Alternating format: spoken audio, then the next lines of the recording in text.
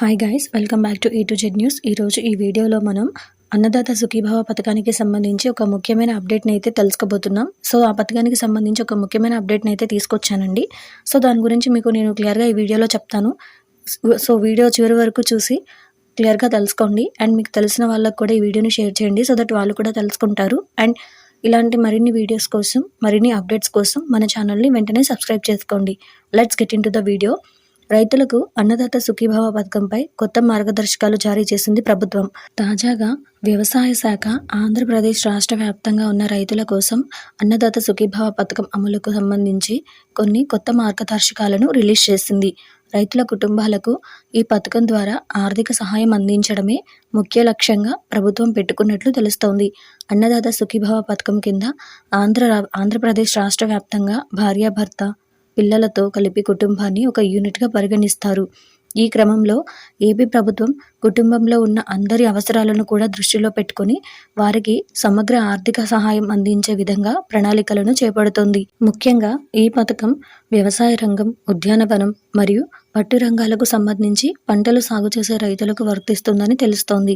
అన్నదాత సుఖీభావ పథకం ప్రయోజనాలను ఈ రంగాలలో నిమగ్నమైన రైతులు పొందవచ్చు. అయితే ఈ పథకానికి కొన్ని షరతులు కూడా వర్తిస్తాయి. ఆర్థికంగా ఉన్నత స్థాయిలో ఉన్నవారు అన్నదాత సుఖీభావ పథకానికి అనర్హులు. అలాగే ఆర్థికంగా స్థిరంగా ఉన్న రైతు కుటుంబాలు కూడా అన్నదాత సుఖీభావ పథకం పరిధిలోకి రారు.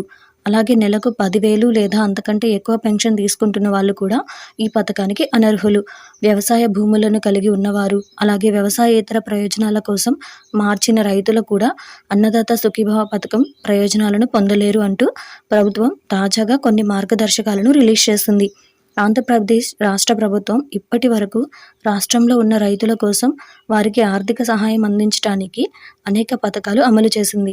తాజాగా కూడా ప్రభుత్వం రాష్ట్ర వ్యాప్తంగా ఉన్న రైతుల కోసం అన్నదాత సుఖీభావ పథకం అమలులోకి తీసుకుని రానుంది. ఈ పథకానికి సంబంధించి తొలి విడత డబ్బులు ఈ నెలలోనే రైతుల ఖాతాలలో జమ కానున్నట్లు సమాచారం. ఏపీ ప్రభుత్వం ఎన్నికల సమయంలో ఇచ్చిన హామీ మేరకు రైతుల కోసం ఈ పథకాన్ని అమలు చేసింది. అలాగే ఆంధ్రప్రదేశ్ రాష్ట్ర ప్రభుత్వం ఇప్పటి వరకు రాష్ట్ర వ్యాప్తంగా ఉన్న మహిళలు, నిరుద్యోగులను దృష్టిలో పెట్టుకుని వాళ్ళ కోసం కూడా అనేక పథకాలను ప్రవేశపెట్టింది. ముఖ్యంగా ప్రభుత్వం మహిళలను ఆర్థిక పరంగా బలోపేతం చేయడానికి అనేక పథకాలు తీసుకుని వచ్చింది. నిరుద్యోగుల కోసం ఏపీ ప్రభుత్వం అనేక జాబ్ మేళాలు నిర్వహించి కొన్ని లక్షల మందికి ఉపాధిని కల్పించిందని కూడా చెప్పుకొచ్చింది మన ప్రభుత్వం. అయితే దీని గురించి ఈ ముఖ్య అప్డేట్ని అయితే మీకు తెలిసిన వాళ్ళకు కూడా రైతులకి షేర్ చేయండి, సో దట్ వాళ్ళు కూడా తెలుసుకుంటారు. సో వాళ్ళకి ఎవరికైనా సరే అన్నదాత సుఖీభావ డబ్బులు కనుక అందకపోతే కారణాలు ఇవే అయి ఉంటాయి. కాబట్టి ఖచ్చితంగా వీటన్నిటిని కూడా దృష్టిలో పెట్టుకొని మీరు అండ్ తదుపరి ఏంటి అన్నది జాగ్రత్తగా చూసుకోండి. ఈ వీడియో కనుక మీకు నచ్చినట్టయితే లైక్ చేయండి. ఇలాంటి మరిన్ని అప్డేట్స్ కోసం వెంటనే మన ఛానల్ని సబ్స్క్రైబ్ చేసుకోండి.